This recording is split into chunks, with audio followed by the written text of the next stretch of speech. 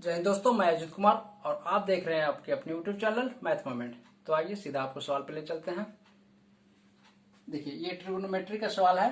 Trigonometry का सवाल है जो कि पिछले दिनों आरआरबी एनटीपीसी में पूछे गए हैं और उम्मीद है कि आगे वाले शिफ्ट में भी पूछे जाएंगे। तो आइए इसको हम गौर से देखते हैं। ये कह रहा है कि root three tan 2 theta minus 3 equal to 0। ये आपका गिवन है। फाइंड आउट क्या करना है? थीटा का वैल्यू। फाइंड आउट क्या करना है यहाँ पे? थीटा का वैल्यू। तो आइए क्वेश्चन पे। इसमें देखिए, सबसे पहले हम क्या करेंगे, बराबर के इस तरफ -3 है, बराबर के इस तरफ -3 है, इसको हम बराबर के उस तरफ लेके चले जाएंगे तो ये +3 हो जाएगा। क्या है?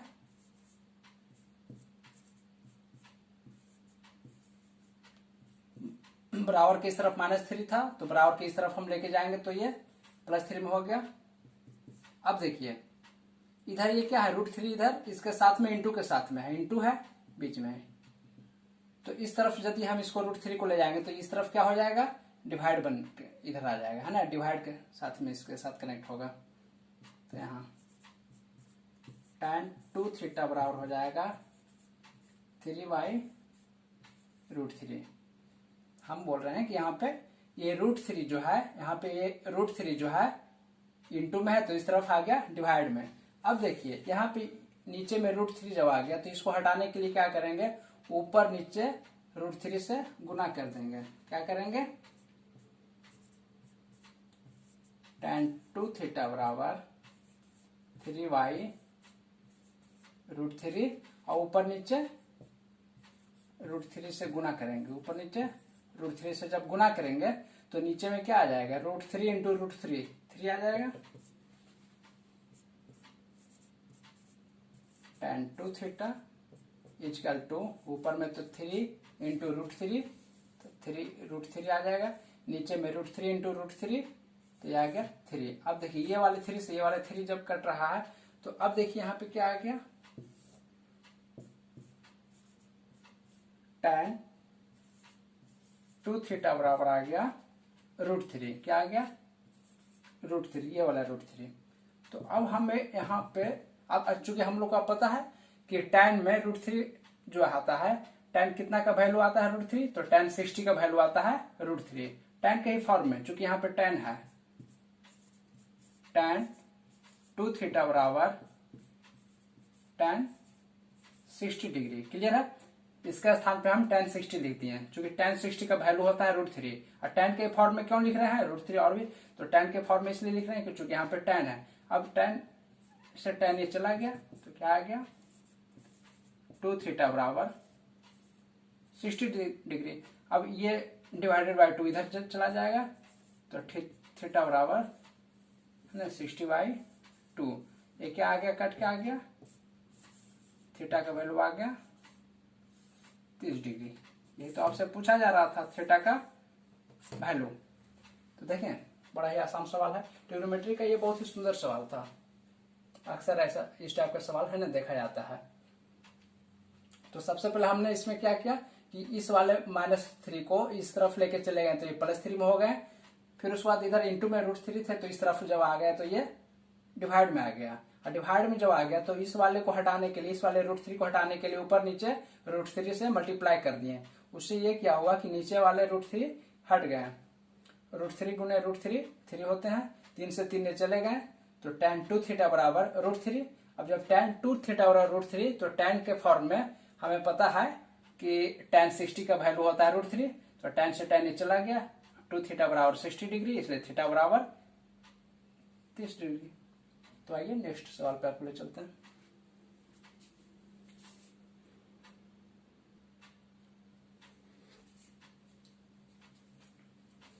तो आइए सेकंड सवाल पे कह रहा है कि √3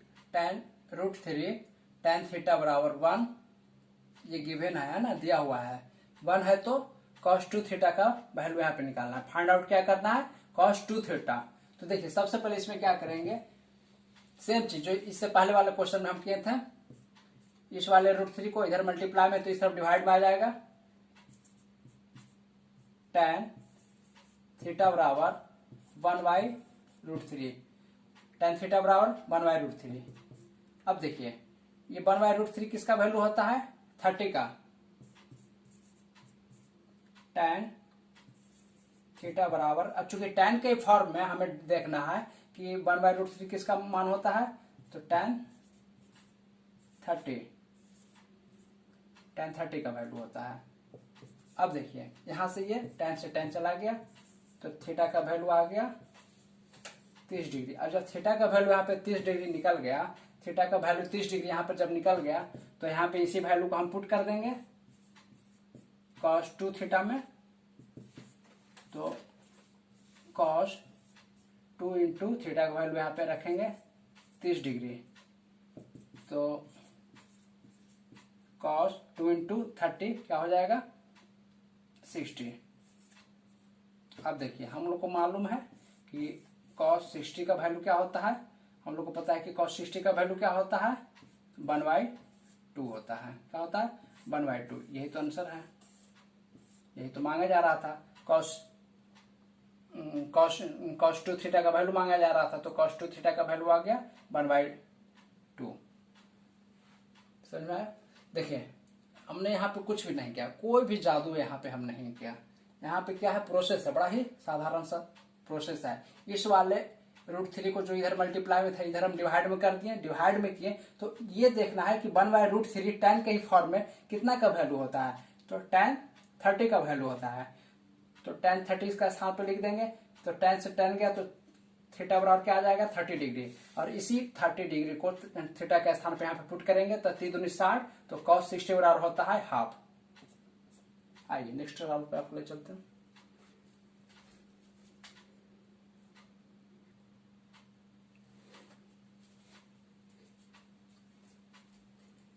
आइए क्वेश्चन नंबर 3 पे कह रहा है कि sin थीटा बराबर √3/2 है, sin थीटा बराबर √3/2 है, तो tan थीटा का वैल्यू यहाँ पे मांगा जा रहा है। क्या मांगा जा रहा है? tan थीटा का वैल्यू मांगा जा रहा है।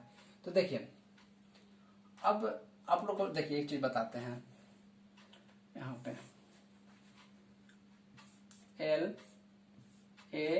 L लाल बटे K का L से लंब, A से आधार, L से लंब, A से आधार, K से कर्ण। क्लियर है? L फॉर लंब होता है, जैसे उच्चारण से L से लंब, A से आधार, K से कर्ण, उच्चारण से आते हैं। तो ये हो गया यहाँ पे लंब, आधार, कर्ण, आधार, कर्ण, कर्ण। अब देखिए यहाँ पे आते हैं, यहाँ पे sin थीटा, यहाँ पे cos थीटा, और यहाँ पे tan theta. sin cos tan, यहाँ पे आते हैं cot थीटा, यहाँ पे आते हैं sec थीटा, यहाँ पे आते हैं cosec थीटा। क्लियर है? sin cos tan cot sec cosec। अब यदि इसमें sin थीटा का अगर मांगा जाए, तो जिधर sin है यहाँ पे, तो sin यहाँ पे जब है sin थीटा का अगर वैल्यू मांगा जाए, तो इसको सीधा यहाँ से ही उतर आएंगे, लंब बटे कर्ण। cos का मांगा जाए तो आधार बटे कर्ण, cos का मांगा जाए तो आधार बटे कर्ण। tan थीटा का अगर वैल्यू मांगा जाए तो लंब बटे आधार। इसी टाइप से यहाँ अगर cot थीटा का वैल्यू मांगा जाए तो आधार बटे लंब। sec थीटा का अगर वैल्यू पूछा जाए, sec थीटा बराबर क्या होता है, तो कर्ण बटे आधार। cosec थीटा बराबर क्या होता है, तो कर्ण बटे लंब। देखिए 1 2 3 4 5 6 फार्मूला अभी कभी आपको याद हो गया होगा। sin थीटा का value cos theta, tan theta, cot theta, sec theta, cosec theta. तो यहाँ पे sin थीटा का क्या आ गया, लंब बटे आधार। तो देखिए sin थीटा बराबर आता है लंब बटे आधार। क्या आता है? sin थीटा बराबर होता है लंब बटे आधार। अब देखिए तो ये देखिए √3/2 है, तो √3 को हम यहाँ पे लंब मान लेते हैं। अब ये इस वाले त्रिभुज में अगर थीटा यहाँ पे बना रहा हो, इस वाले त्रिभुज में अगर थीटा यहाँ पे बना रहा हो, तो थीटा के सामने वाला भुजा लंब होता है, तो ये आ गया √3। क्या आ गया? √3। अच्छा, और उसके बाद है लंब बटे आधार। तो आधार ये है, सबसे बड़ी भुजा होती है कर्ण, और थीटा के सामने वाला लंब, बाकी जो बचेगा वो आधार। तो सॉरी यहाँ पे ये 2 जो कह रहा था लंब बटे आधार, तो लंब के स्थान पे है ना, लंब को डाला, फिर यहाँ पे आधार के यहाँ पर 2 को। तो अब देखिए ये इसका वैल्यू नहीं निकल आएगा, इसका वैल्यू कैसे निकलेगा पता है?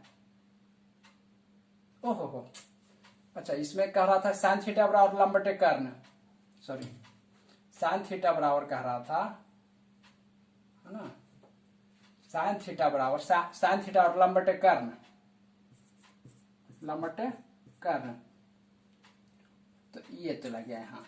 अब देखिए यहाँ पे इस वाले में आपको मालूम होगा कि कर्ण बराबर क्या होता है, फॉर्मूला है कि कर्ण स्क्वायर बराबर, यहाँ देखिए थोड़ा सा, है ना, कर्ण स्क्वायर